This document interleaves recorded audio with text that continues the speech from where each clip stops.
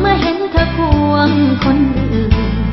เจ็บช้ำกล้ำกลืนต้องนอนสะอื้นเดียวดายรักเธอข้างเดียวแถมยังเป็นชู้ทางใจรักเธอข้างเดียวไม่เห็นจะดีตรงไหนตัดอกตัดใจ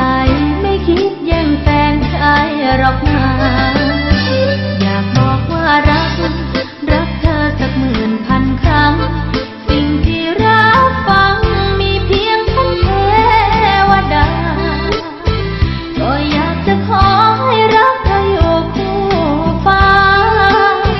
แต่หากวันไหนรักเธอไม่สมปรารถนาบังเอิญเลิกราช่วยมาจ้องตาฉันทีก็อยากจะขอเป็นคนถัดไป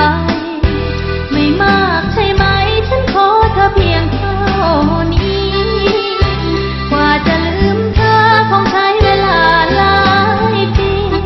ถ้าฟ้ายินดีคงมีโอกาสแลกใจ